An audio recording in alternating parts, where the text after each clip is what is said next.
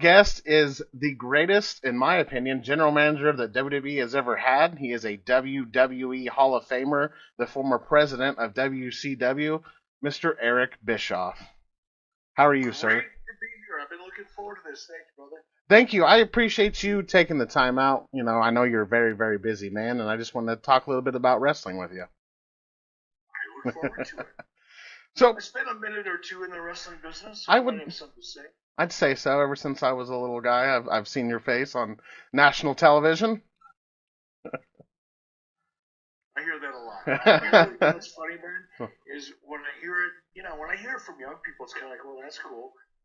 And I think, wait a minute, you weren't even born when I was on TV every Monday night. So how does that work? But thank goodness for WWE and their Peacock Network and all that content that's still floating around out there. If you look hard enough, you can still find it.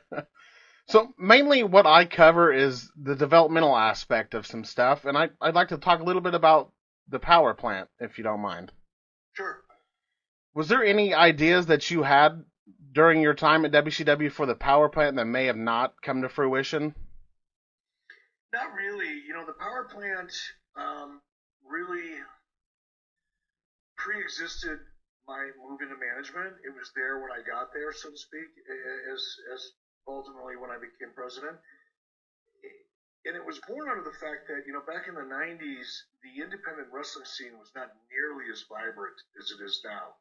The wrestling industry was still kind of feeling, believe it or not, the long-term effects of the dissolution or the disappearance of the wrestling territory system. Because throughout the 50s and the 60s, the 70s, even into the early 80s, the television era of professional wrestling, those territories are where individual talents developed. Mm-hmm. And then once they reached a certain level of success, ultimately many of them went on to the WWE, because you look at some of the top stars from WWE back in the early 80s, they were all just top stars in these different regional territories. Well, once those regional territories went away, there was still a lot of talent there. The industry could live off the talent that had been created previously. But then people started recognizing the fact that, hey, wait a minute, where are we going to get new talent from? Because we've got all the talent that was developed in these territories, and now there's no more territories, which means where's the next generation of talent going to come from? There is no independent scene, so where do they come from? So the original idea, I think, although I was not part of it, what I've been told was the original idea is that the power plant would serve to take people who were identified as potential recruits. Many of them came from smaller wrestling schools. They had some skill sets, or in the case of Bill Goldberg, someone that we believed had a lot of talent, had some equity because of his NFL experience and all that. And we could utilize the power plant to bring people in and train them individually. And somewhere about 1995 or 6, I don't remember, the idea then became, wait a minute, why don't we expand the idea of the power plant so that it can become not only a place where we can train talent that we've identified, but it can become a revenue stream as well. Mm-hmm. And then we started marketing for people to come in and learn how to wrestle, just like wrestling schools do all over the country, to this day. So that's kind of the brief history of it. Was there any talent that came from the power plant that you might have wanted to see do more after they graduated from the power plant? I think a perfect example would be one of my closest friends, Ernest Miller. Ernest Miller, it's funny, I just saw Ernest. I had an appearance in Atlanta with MLW this past weekend, and Ernest came by to say hello, and we reminisced a little bit. And Ernest brought a friend with him, one of his karate instructors, because Ernest is still working towards yet another black belt to add to his long list of credentials in martial arts. And we were kind of reminiscing a little bit, and Ernest told a story about how I recruited him, because Ernest Miller wasn't really interested at all in professional wrestling. He never imagined he would be in the industry. But I recognized that he had a tremendous amount of natural charisma, and because he had an NFL football background and obviously an extensive martial arts experience, and I had worked out with him, I knew what he was physically capable of. I said, Ernest, you may not think you ever want to become a professional wrestler. However, here's what I see for you if you'd be willing to give it a shot. And when I kind of gave him an idea of what I thought he could accomplish, he decided to give it a shot.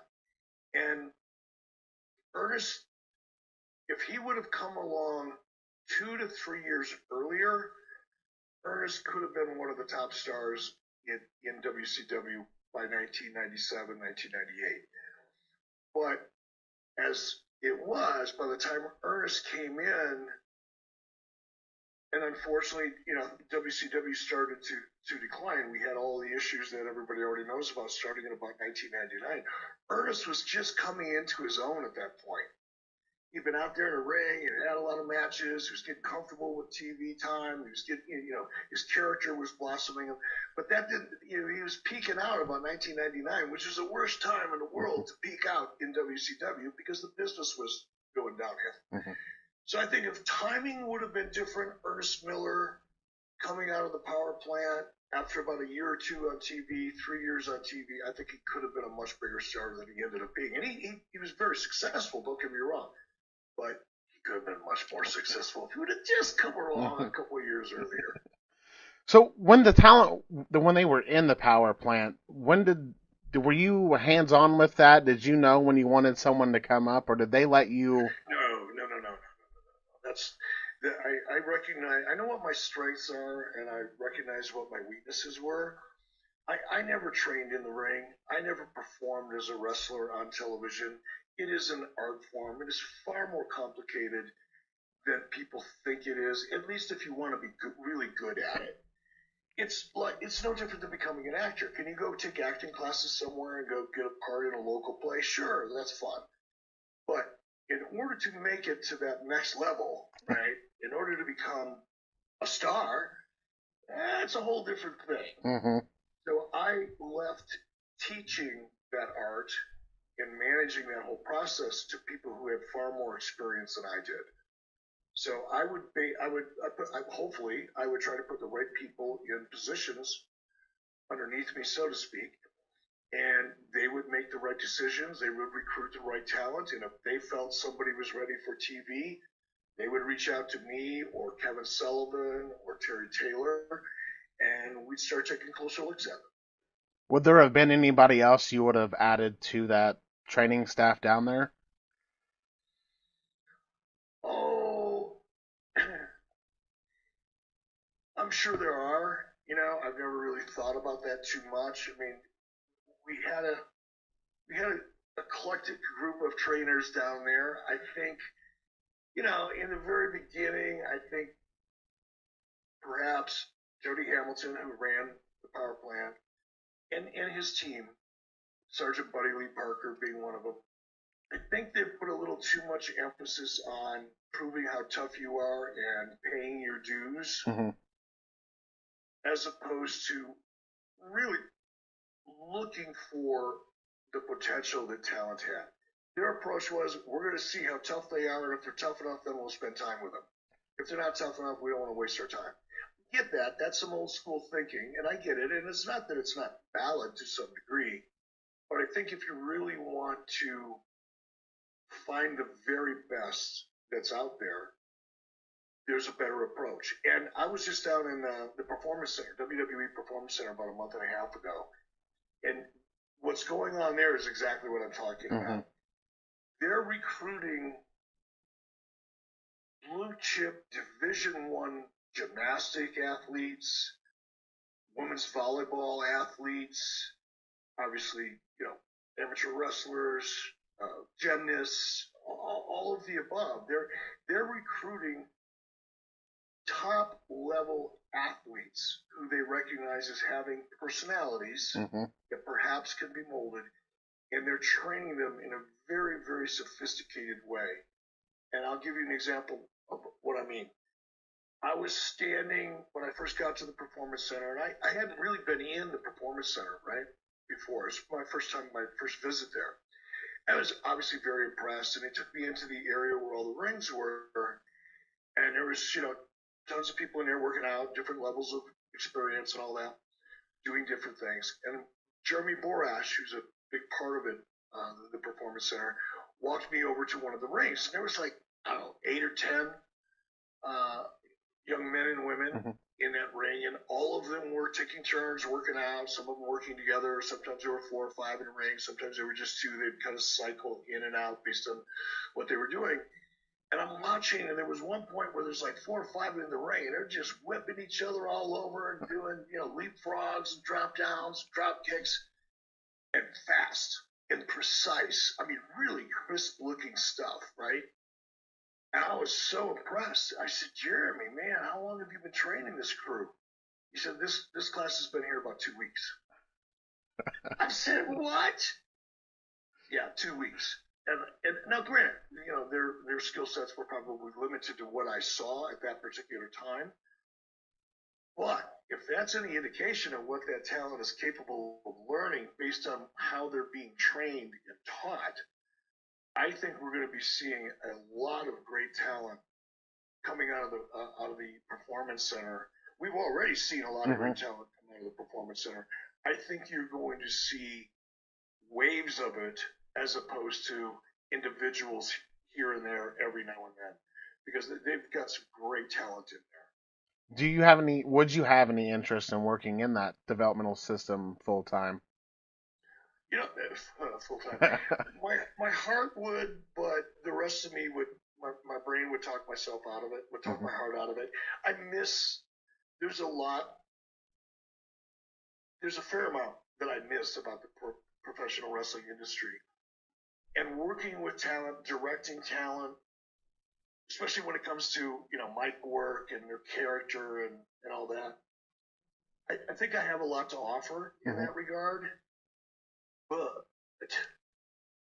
at this stage of my life, I don't see that happening. There's a lot of other things that are important to me right now that would make that kind of thing very difficult. For example, for me, moving to Florida would be a significant change in my life, and I'm not sure that I'm ready for that, or would be interested in that. A better way to say it.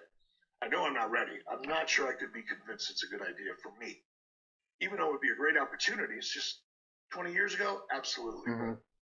I live in one of the most beautiful parts of the United States. I've got a beautiful home, 20 acres. I'm right now looking out over Yellowstone National Park. And I built this home in '98. This was my dream and my wife's. So for me to give this up at this stage of my life would take a lot. And it's not realistic. So probably not. That's got to be good, like a good mental thing for you as you've traveled the world, you've been on the road, you've fast paced, and then you're home. It's beautiful. It's quiet. Probably it's the opposite of what you've probably been used to all these years. So it's tranquility. Yeah, it is. But it's, again, I miss that part. I miss working with talent. I miss the collaborative experience. But, I'll give you a perfect example. Back in 2019, when Vince McMahon called and said, hey, do you want to come to WWE as the executive director of SmackDown? Take over the show that we're going to launch on Fox. That was a hell of a big opportunity. And I took it for a variety of reasons, not the least of which was the amount of money that I was offered. And I knew when I agreed to do it, I just didn't understand the significance of what my gut was telling me, but I knew it was the wrong decision. I was making that decision for the wrong reasons. And when I got to Stamford, when I left my 20 acres overlooking Yellowstone National Park, and I got to my 2-bedroom corporate apartment in downtown Stamford, Connecticut, let's just say it was a square peg in a round hole. Let's put it that way. And it was just not the right environment for me. So that experience taught me to make decisions like that for the right reasons, and money isn't always the right reason. Absolutely.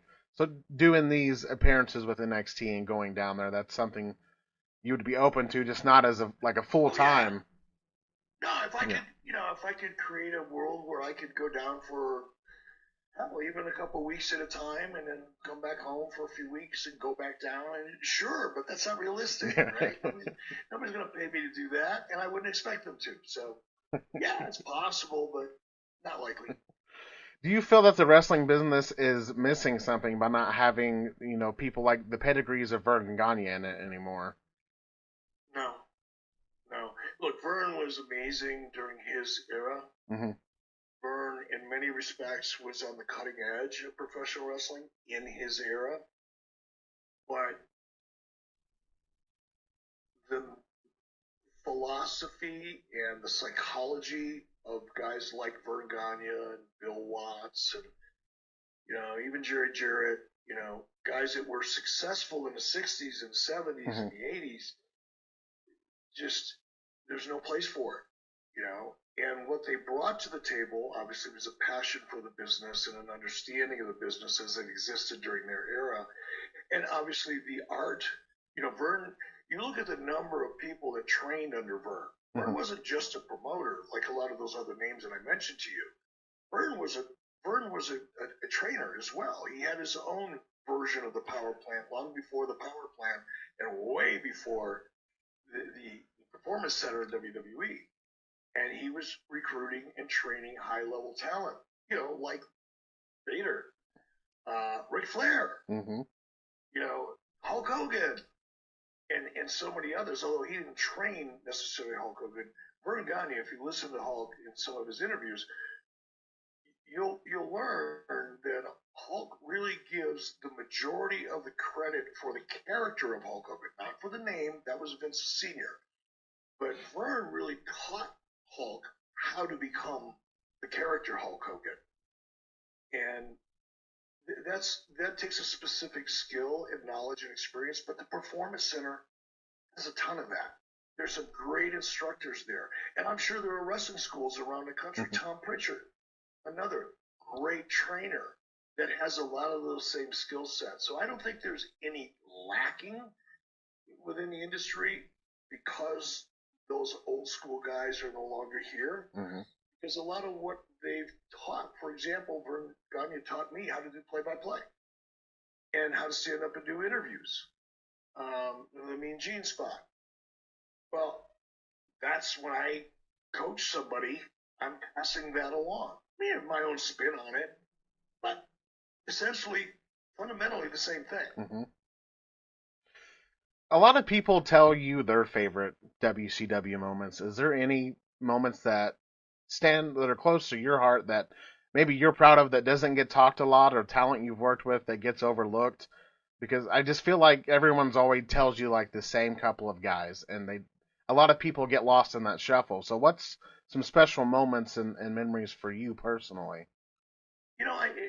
With talent, that's too hard. At any given time, I have between 80 and 120 guys working for me as talent, so it's really hard to zero in on one of anything. But in terms of a moment, there were obviously so many, but sometimes the ones the memories that stand out the most are the initial ones. And I have a couple that I flash back to occasionally. And, one of them is when I first got hired at WCW. I'd been working for Vern Gagne for a long time and not being paid. I knew in my heart that once I got away from the wrestling business, it would be hard for me to find a way back in. So I hung around and worked for, I don't know, I say 6 months. It could have been 3. It could have been 8. I don't remember. It was a significant enough period of time because I couldn't pay my mortgage. I had a hard time heating my home. My kids were eating really crappy food. We had no money. They were repossessing cars out of my driveway. So when I got a call from WCW and they offered me $70,000 a year, that's in 1991. That was a lot of money back then. And it was a fortune for me because I'd gone so long without getting paid. But when I first got to WCW, keep in mind, I went from AWA, which was struggling financially, small little production facility. You could barely call it that by today's standards.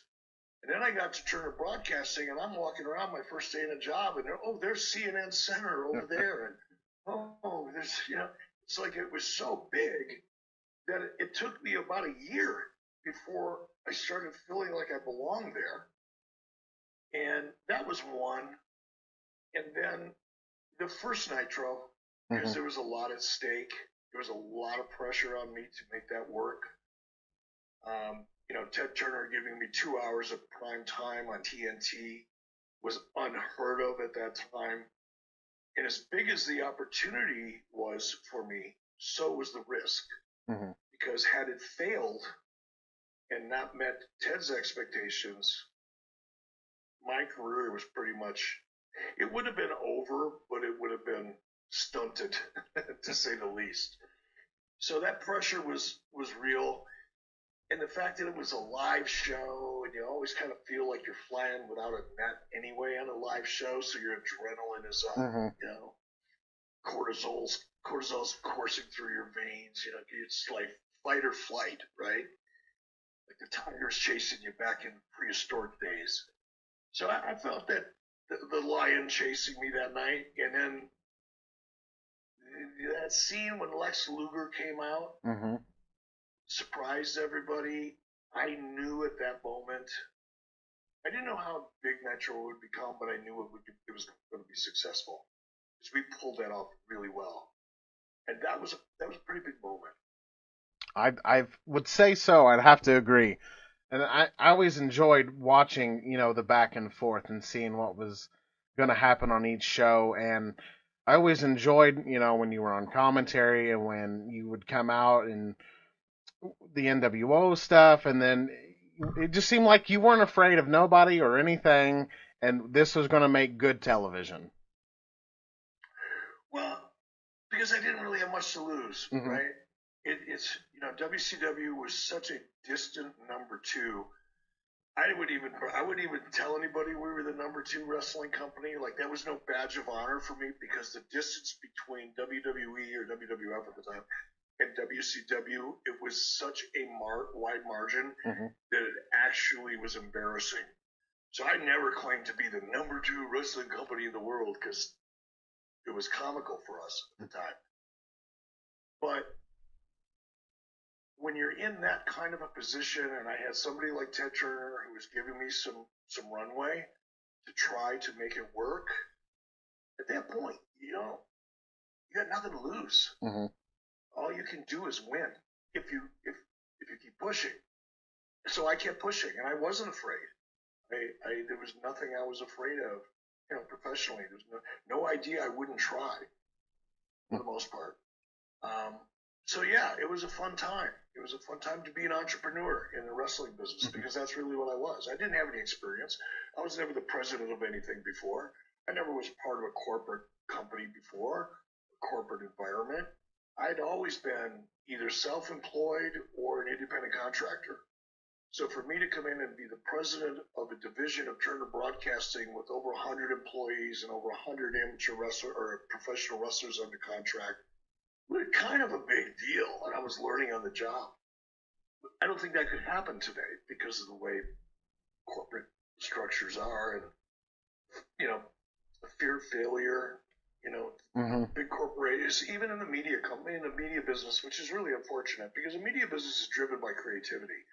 Creativity does not grow well in corporate environments. That's why independent music, found its way into our life. That's why independent films are still such a big thing. Independent television, more and more so. People are moving away from, network television and that type of thing. So that's unfortunate, but yeah, I think things are so corporate now, and the corporate environment in the entertainment industry is very risk adverse. That's largely because there's so much of a transition in the industry. The tolerance for failure is almost non-existent. That means everybody's going to do what's safe. Everybody's going to do what somebody else did before, because they've proven that it works. And that stifles creativity quite a bit. I completely agree. It's not always, doing the safe bet is not always the best thing to do. So after WCW, was it a hard decision for you to go to WWE, just because of everything that happened over the years? Was it nerve wracking? Maybe seeing these working with these talents again, or did you know what No, your job was, what you were going to go in and do? no, it was well. I I got a phone call from. Now I got to be honest. I knew I was going to get the phone call. Somebody in WWE who I was very close to gave me a heads up and said, "Hey, don't be surprised if you get a call from Vince McMahon." I went, "Are you kidding me? That's never going to happen." Sure enough, the next day I got a call from Vince McMahon. So I had a little bit of a heads up, somewhat prepared. Didn't catch me off guard. Um, but I wasn't all that excited about it, Mm-hmm. just because I had already come to the conclusion that professional wrestling was in my rearview mirror. I was already moving forward in another direction. And I'd already mentally and emotionally kind of divorced myself, if you will, from the professional wrestling industry, and I had no desire at that moment to go back. I was doing fine, reinventing myself again. But I talked to Vince for about 5 minutes, and he was very sincere. He was very gracious, very classy. And about 5 or 6 minutes into that conversation, I knew I was going.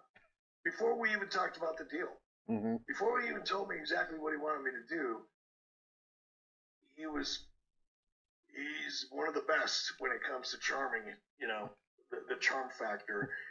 And he said all the right things, and I was in mentally. And then when he laid it out for me, I said, "Great, have your attorneys call my attorneys, and let's get this deal done. And by the way, you want me to show up with my hair the way it is now, which is the same color it is now, or do you want me to dye it black? Either way, let me know." I was already out the door, so it wasn't that hard.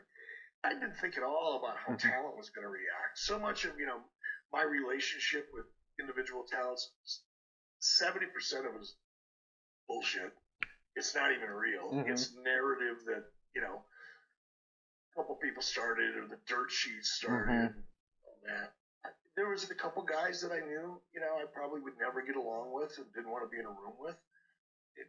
Nothing more than that, just people that I would choose to avoid, just like today. If there's someone I don't really like the way they handle themselves, Mm-hmm. or whatever, I'll just avoid them. I won't go punch them in the mouth or worry about getting punched by them. Mm-hmm. I'll just avoid them. And there's small, maybe 2-3 people. I thought, I'll just stay away from them. No big deal. But that was not a factor. I felt more at home in WWE my first night than I did in WCW back in 1998. How long did it take for that deal to come together after that phone call? 2 days. We were ready. Well, number one, it was a generous offer. Mm-hmm. And number two, and more importantly, because it wasn't about the money, I didn't really need the money then, so it wasn't really about the money. Although money's always nice, don't get me wrong. I don't want anybody out there to think I've got so much money that I don't need more. It's not true. But at the same time, at that point in time, I was good. Trust me. It wasn't the money that he offered. It was, and I thought through this on that phone call. I remember thinking it, and then thinking through it even more once I hung up, was professional wrestling for me in WCW certainly did not end well. That is not how I would have chosen to end my career. And what Vince was offering me and WWE was offering me at the time was a chance to come in and rewrite the end of my professional wrestling journey. And knowing that I was coming in as talent, in a very high profile position as talent, and without sounding like a complete jackass and too full of myself, I knew I was more than capable of handling that role, and I could over deliver on that role because I've been doing it, and I was very comfortable in it. And so much of what the role was in Vince's eyes for me in WWE was really just my own personality with the volume turned up and a little bit, quirky stuff thrown in every now and then. But it was easy. So I thought, man, what a great opportunity to put a period at the end of the last sentence of my wrestling journey.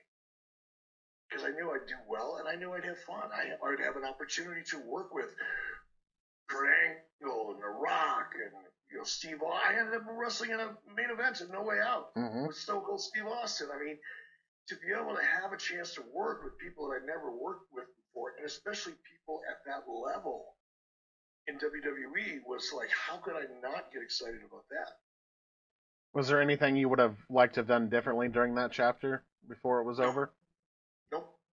Nope. Nope.